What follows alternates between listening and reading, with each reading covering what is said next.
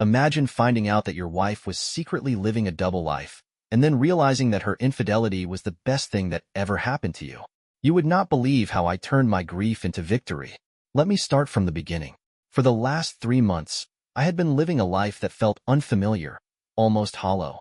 My marriage to Jessica, once filled with warmth, laughter, and the kind of companionship that made even bad days bearable, had turned into a cold, distant shell of what it used to be. Her laughter, the very thing that used to lift his spirits, was gone, replaced by silence. The little reassurances, the small gestures that once made me feel loved and secure, had faded into a distant memory. Jessica had changed. It wasn't subtle anymore. Her behavior had shifted in ways that me could no longer ignore. Our conversations, once rich with dreams, inside jokes, and shared plans, had dwindled down to routine exchanges about bills, groceries, and the news. The emotional closeness we had once shared was gone, and so was the physical intimacy. Every effort I made to bridge the widening gap between us was either brushed off with indifference or met with outright rejection. I could still recall the last time I tried to reach out to her. We had been watching a movie together, and I had gently placed my hand over hers, hoping for some small sign of connection. Instead, she had pulled away almost instantly, mumbling something vague about being tired. That night, as I lay awake staring at the ceiling, it hit me. I couldn't even remember the last time Jessica had willingly touched me. Memories of our early days together played over and over in my mind, bittersweet and haunting. Back then, Jessica had been more than just my wife. She was my best friend, my confidant, my partner in every way that mattered. We had shared dreams, filled our days with laughter, and made endless plans for the future. But now, she felt like a stranger. It was as if she had built a wall between us, one I had no way of breaking through. The worst part was not knowing why. Had I done something wrong? Or maybe I had failed to do something important. I spent hours replaying our moments together, searching for the exact point where things had started to fall apart. But whenever I asked Jessica what was wrong, she would brush me off with a short, clipped response, insisting that everything was fine. Her words might have said one thing, but her tone, her body language, her entire presence, told me something else. She barely looked at me anymore, and when she did, it felt like she was looking through me, not at me. It wasn't just the silence that hurt, it was the feeling that she didn't care anymore.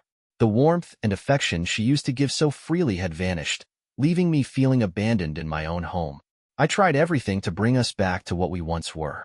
I planned romantic evenings, surprised her with small gestures, even suggested counseling. But no matter what I did, the answer was always the same: too busy, too stressed, too tired. After months of trying, I started to wonder if there was anything left to fight for. The silence, the unanswered questions, the distance that kept growing wider between us. I couldn't take it anymore. I couldn't keep pretending that everything was fine. Tonight, I decided enough was enough. No more avoiding it. No more sweeping things under the rug. I needed answers, even if they shattered what little was left of our marriage. After dinner, I found Jessica in the living room, scrolling absently through her phone, her expression distant, her mind somewhere else. For a moment, I hesitated, doubt pressing against my chest. But then I took a deep breath, pushed my hesitation aside, and stepped forward. "Jessica," he said, his voice steady but heavy with exhaustion. "We need to talk." She barely looked up. "Can it wait, Adam? I'm in the middle of something." "No," he said firmly, stepping in front of her so she had no choice but to acknowledge him. "It can't. I can't keep living like this, wondering what happened to us, what happened to you. I need to know what's going on." Jessica sighed, setting her phone aside, though her posture remained defensive, arms crossed, shoulders tense. "What is this about now?" Adam took a deep breath, trying to steady himself. "It's about us. About how distant you've been for the past 6 months. You've shut me out, emotionally, physically. We're like strangers under the same roof, and I need to understand why." Her expression hardened, and she shook her head dismissively. "I don't know what you're talking about," she said flatly. "You're overthinking everything." Frustration flared in Adam's chest. He clenched his jaw, forcing himself to stay calm. "Overthinking," he repeated, his voice rising. "Jessica, we don't even touch anymore. You pull away every time I try to connect with you. You won't talk to me. You act like I'm some kind of intruder in my own home. I'm your husband, Jessica. Don't I deserve an explanation?" Her eyes narrowed, and when she spoke again, her voice was unsettlingly calm. Adam, my body is my choice, she said flatly. And in general, you should ask permission before you even think about touching me. I live my life the way I see fit, and I won't let my boundaries be crossed. Her words hit him like a punch to the gut. He stared at her, stunned. What? He breathed, barely able to process what she was saying. Jessica, this is new. This isn't you. For the last 3 months, it's like you've become a completely different person. Do you even hear yourself? None of this makes sense. Jessica's expression turned icy. Her voice sharpened as she snapped, I used to be naive. I let you influence me. I let you control me. But I've learned better now. A woman deserves more rights than a man, and you need to respect my choices and meet my demands. Adam felt like the ground had been ripped out from under him. The woman he loved, the one he had shared a life with, now seemed like a stranger, speaking words that felt completely foreign. Jessica, he said, his voice unsteady with disbelief. What are you even talking about? I've never disrespected you. I've always given you freedom. I've compromised for you. Have you been reading something? Some kind of radical material? Her eyes flashed with anger. There it is, she spat. You're already accusing me, trying to belittle me, making me out to be irrational. And don't think I don't see what this is really about. You're mad because I stopped sleeping with you. That's all men like you care about, your lust. Adam exhaled sharply, rubbing his face with both hands, trying to process the absurdity of what she was saying. Frustration tangled with sorrow as he wondered if there was anything left to salvage. When he finally looked up at her, his face was etched with exhaustion and disappointment. Fine, Jessica, he said, his voice slow and deliberate, heavy with resignation. If that's how you want to frame it, then here's my response. My wallet is my choice. My money is my choice. So, here's the deal. You're going to get a full-time job and start paying half of our expenses. How's that for respecting choices? Jessica's face twisted with fury. That's manipulation, she shrieked, her voice. Adam's voice rose in frustration. You're acting like I'm some kind of abuser, Jessica accused, her eyes blazing. I knew it would come to this. You'd resort to blackmail, trying to control me through emotional manipulation. Adam threw up his hands, exasperated. Manipulation? Jessica, I don't even recognize you anymore. When did you lose yourself like this? She shot up from her seat, trembling with fury. This is exactly why I've changed, she snapped. Because men like you think they can gaslight women into submission. Adam stood as well, his own patience finally snapping. Gaslight you? He repeated, his voice thick with frustration. Jessica, I've spent months, trying to save this marriage, trying to understand what's wrong, trying to fix it, and all you've done is push me away and treat me like the enemy. A tense silence settled between them, both of them breathing heavily, their anger clashing like a storm. But underneath the rage, something heavier sank into Adam's chest, an overwhelming sadness, deeper than anything he had felt before. This wasn't a marriage anymore. It was a battlefield. He turned away, unable to look at her. And for the first time, the idea of divorce didn't feel like giving up. It felt like a way out.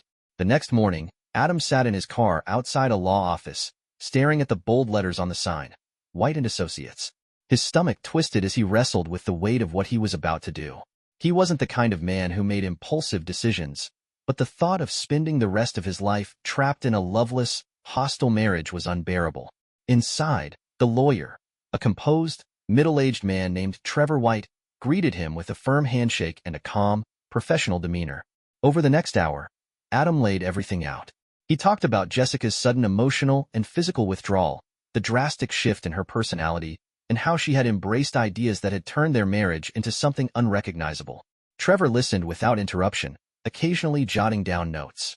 When Adam finally finished, Trevor leaned back in his chair, adjusting his glasses thoughtfully. It's a tough situation, he said, his tone measured, but not entirely uncommon. A shift in personality like this, it usually points to an outside influence. It could be ideological, something she's become deeply involved in, or it could be more personal. Adam frowned, a cold knot forming in his gut. Personal? Are you saying there might be someone else? Trevor shrugged slightly. That's one possibility. But let's not jump to conclusions. Before making assumptions, you need to focus on practical steps. You have options. We can start drafting divorce papers now, or you can take some time to observe, gather clarity. Understanding the full picture might give you a strategic advantage if this goes to court. Adam let the words sink in. He nodded slowly. Let's hold off for now, he said. I need to see how this plays out first. That evening, back home, Adam sat at the kitchen table with a notebook open in front of him. With quiet determination, he listed out their monthly expenses, mortgage, utilities, groceries, and everything else that kept their household running. After adding up the total, he divided it in half. His portion was already covered, but he carefully wrote down the exact amount Jessica would need to contribute. Next, he retrieved a small wooden box from the closet and placed it prominently on the kitchen counter. A simple gesture, but the message was clear. Later, when Jessica walked into the kitchen, Adam remained seated at the table, holding his notebook. Jessica, he said calmly, this is a breakdown of our monthly expenses. I've already covered my half. That box is there for you to contribute yours. She stopped in her tracks, her eyes narrowing. What is this supposed to mean? It means, Adam replied evenly, that you've made it clear you want independence. I'm respecting that. If we're equals in this marriage, then we're equals in handling responsibilities, too. Her face flushed with anger. This is manipulation, she snapped. You're punishing me because I won't play the role of the perfect wife. Adam shook his head, his tone firm but measured. No, Jessica, I'm respecting your choices, but independence comes with responsibility. I've carried the financial burden of this household for years, without complaint. If our dynamic is changing, then our arrangement needs to change with it. Her voice rose. You know I don't make as much as you. This is completely unfair. Adam didn't flinch. Then maybe it's time for that to change, he replied, nodding toward the wooden box. You have until the end of the month. Jessica's expression darkened. She stormed out of the room, muttering accusations of manipulation and emotional abuse under her breath. Adam didn't go after her. He just sat there, feeling something new. Not anger, not frustration, just exhaustion. A deep, draining sense of detachment. In the weeks that followed, Adam watched Jessica closely. On the surface, she seemed to be carrying on as usual, but it was clear she had no intention of making any meaningful changes. She grumbled about his so-called unreasonable demands, showed zero interest in finding a better-paying job, and spent her days scrolling through social media or chatting on the phone. The wooden box sat untouched on the counter, its message ignored. Adam didn't press the issue. Instead, he observed, like a scientist watching an experiment unfold. And what struck him most was her simmering resentment. Jessica had always been proud, but now, that pride had hardened into something else, stubborn defiance. Whenever he brought up even minor concerns, she would immediately go on the defensive, accusing him of being controlling. As the end of the month approached, Adam wasn't surprised to see the box still empty. But it still stung. A part of him had hoped, however faintly, that Jessica might step up, might see this as a chance to show she was willing to work toward a solution. Instead, all he saw was resistance. Then, the bills came due. Once again, Adam sat at the kitchen table, notebook open, the wooden box still where he had left it. He knew what was coming, but he dreaded the confrontation all the same. Taking a deep breath, he called Jessica into the kitchen. She entered a few moments later, arms crossed, her expression already sour. What now? She demanded. Adam gestured toward the box. The bills are due, he said simply, and it's still empty. If we don't pay, we're going to start racking up late fees and penalties. Jessica's scowl deepened. I'm aware, Jessica snapped, her voice sharp. Stop nagging me. Then what's the holdup? Adam asked, his tone calm but unwavering. We agreed you'd cover your half. Her face flushed red with anger. Unbelievable, Adam. A real man handles the finances instead of throwing them back on his wife. You're pathetic. Adam's jaw tightened, but he refused to take the bait. Instead, he kept his voice steady. A real partner doesn't ignore her responsibilities, he countered. You pushed for these boundaries, Jessica. I've respected them. Now it's your turn. Her eyes burned with fury, but instead of arguing, she spun on her heel and stormed off, slamming the bedroom door behind her. Moments later, Adam heard the sound of drawers opening and closing, her frustrated muttering barely muffled by the walls. Nearly 30 minutes passed before she returned. In her hands was a crumpled handful of cash and loose change. She walked over to the counter and dropped it into the wooden box with a loud clatter, her voice dripping with sarcasm. There. Happy? That's all I've got. Adam glanced at the box, then back at her, his expression unreadable. After a beat of silence, he simply said, Thank you. His voice was quiet, but firm. But Jessica wasn't done. Her eyes flashed as she leaned in, her voice low and venomous. "You're just like every other selfish man," she hissed. "Obsessed with control. Obsessed with money." Adam didn't respond. He had learned by now that arguing was useless. Instead, he leaned back in his chair, watching her in silence. The morning air was crisp as Adam stood in the kitchen, sipping his coffee. His phone rested on the counter beside him. He had made the call earlier that morning, the one he had been putting off for weeks. "Get the papers ready," he had told Trevor, his voice steady but resigned. "It's time for a divorce." Trevor's response had been professional, yet understanding. "I'll have them ready in a week." A week. It felt like just the right amount of time. Enough for Adam to observe Jessica one last time, to confirm what he already suspected. Their marriage was beyond saving, and it gave him time to prepare himself for the inevitable. He had decided he would hand her the papers personally, not out of spite, but for closure, to see her reaction, to finally end the suffocating tension that had consumed their home. As the days passed, Adam noticed something unexpected. Jessica seemed calmer. The explosive outbursts, the sharp remarks, they didn't disappear completely, but they became less frequent. Instead, she withdrew, moving through the house with an unusual quietness. She still spent hours glued to her phone, her brows furrowed in concentration, her lips pressed into a thin line. Something was brewing underneath the surface. Adam could feel it. By the time the papers were ready, he felt a strange mix of relief and unease. He picked them up from Trevor's office in the afternoon, then spent the rest of the day turning things over in his mind. This was it, the beginning of the end. That evening, as he sat at his desk, the envelope heavy in his lap, he pictured how it would unfold. He'd wait for Jessica to get home, hand her the papers, and let her react however she chose. It would be painful, but at least it would be over. But Jessica had other plans. She was late, nearly 2 hours past her usual time. Adam barely looked up when she finally walked through the door, but something about her presence made him pause. She seemed different. Her posture was looser, her expression softer. The simmering anger that had fueled her for months was gone. Instead, she offered a small, almost hesitant smile. "Hi," she said, setting her bag down. Her voice was unexpectedly gentle. "Hi," Adam replied, watching her carefully. She moved through the kitchen with an ease he hadn't seen in months, opening the cupboard and pulling out a teapot. "I thought I'd make us some tea," she said, her tone almost shy.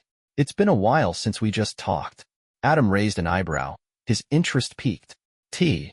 Yeah." She placed 2 mugs on the table. "I found some sweets in the pantry. Thought it might be nice to sit down for a bit."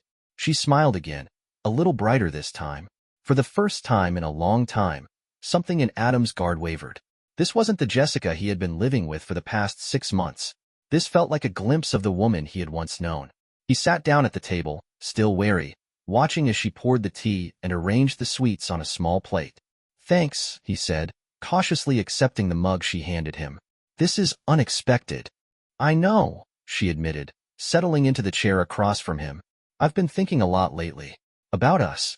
About everything." Adam's heart skipped a beat. He wanted to press her, to demand what she meant, but he held back. Instead, he took a sip of tea, waiting to see where she was going with this. At first, the conversation was light. Small talk about the weather, about their neighbor's new car, about things that didn't really matter. But as the minutes ticked by, Jessica's voice took on a warmth he hadn't heard in months. It was almost nostalgic. And yet, Adam couldn't shake the nagging feeling that something was off. Her sudden change in demeanor, the soft tone, the way she seemed to be easing into the conversation as if carefully testing the waters. Was this real? Had she somehow found out about the divorce papers? Was this an attempt to fix things? Or was it something more calculated? Another layer of manipulation? By the time they finished their tea, Adam had made up his mind. The papers could wait until tomorrow. He needed more time, to observe, to analyze. He wasn't about to let his guard down too soon. As they cleaned up together, he kept an eye on her, watching for the cracks underneath the surface. She seemed relaxed, even content, but he noticed the small tells. Her fingers gripping the dishcloth a little too tightly as she wiped the counter, the stiffness in her jaw when she thought he wasn't looking. Something wasn't right. Later that night, Adam retreated to the living room, spreading out the bedding on the couch, a routine that had become second nature after a month and a half of sleeping alone. His once shared bed now felt like a relic of another life. From the hallway, he could hear the distant hum of the shower running. It was oddly comforting, the familiarity of it. But when Jessica stepped out of the bathroom, steam curling in the doorway behind her, Adam's breath caught in his throat. Her hair was wrapped in a towel, droplets of water still clinging to her skin. Her face was fresh, clean. She stood there for a moment, lingering in the dim light. And for the first time in months, she looked at him in a way she hadn't in a long, long time. Adam was caught off guard. Jessica stood in the dimly lit hallway, her expression soft, her tone unexpectedly warm. "I was thinking," she said casually, leaning against the doorway, "maybe you could come back to our bedroom tonight." She smiled, her voice smooth, almost inviting. "It's been a while since we've shared a bed." Adam blinked, trying to process the sudden shift in her demeanor. His instincts told him to tread carefully. "I'm actually pretty tired, Jessica," he said, his tone measured. "I have a long day ahead of me." Her smile faltered just slightly, replaced by something more wistful. "Too bad," she murmured, a trace of disappointment in her voice. "Sweet dreams, then. But if you change your mind, I'll be here waiting." With that, she turned and walked away, leaving Adam standing there, unsettled. The rest of the night passed in restless silence. Lying on the couch, staring up at the dark ceiling, Adam couldn't shake the feeling that something wasn't right. Why now? He wondered. Why, on the very day I planned to hand her the divorce papers, did she suddenly change? It felt deliberate, like a move in a game he hadn't realized they were playing. His curiosity gnawed at him, pulling him deeper into the uncertainty she had created. By the time the first light of dawn streamed through the curtains, Adam had made his decision. No more hesitation. No more second-guessing. Morning sunlight bathed the kitchen in a soft glow as Adam sat at the table, a steaming mug of coffee in his hands. Beside him, the envelope containing the divorce papers rested on the wooden surface, a quiet, resolute symbol of his choice. Jessica's footsteps were light as she entered, her expression unnervingly bright and cheerful. "Good morning, honey," she greeted, her voice syrupy sweet. "Morning," Adam replied, keeping his tone even, unreadable. She poured herself a cup of tea, settling across from him, her smile almost too pleasant. They made casual small talk at first, nothing significant, just light chatter about the weather and meaningless pleasantries. But then, her demeanor shifted. She glanced at him from the corner of her eye, her voice taking on a hesitant, almost playful edge. "You know, Adam," she began lightly, "this might sound a little forward, but I was wondering if you could lend me $150, just for a week. I promise I'll pay you back." Adam set his coffee down slowly, his eyes sharpening. There it was. The warmth, the sudden kindness. It had all been part of her strategy. She needed money, and she was playing the role of the loving wife to get it. He leaned back in his chair, studying her, his expression unreadable. $150, huh? He said calmly. "Well, Jessica, I've got something even better." Her eyes lit up, and she let out a small, playful chuckle. "Oh? Better? What, $200? $500?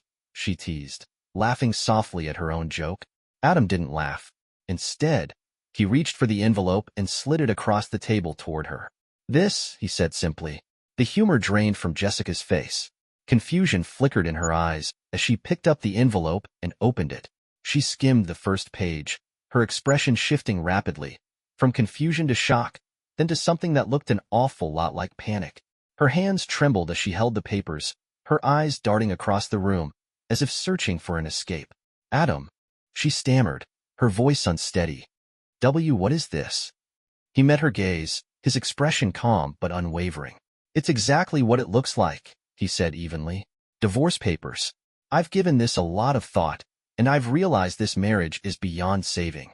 Jessica's grip on the papers tightened. This is too sudden," she pleaded.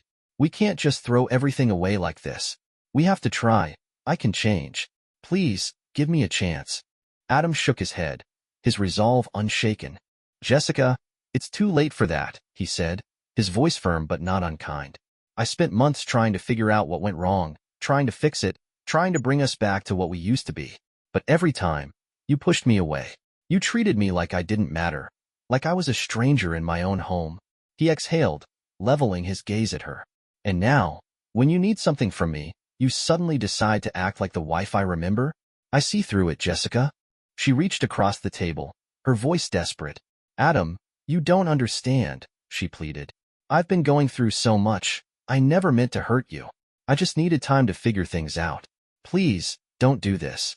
Adam sighed, the weight of it all pressing down on him. But his decision was firm.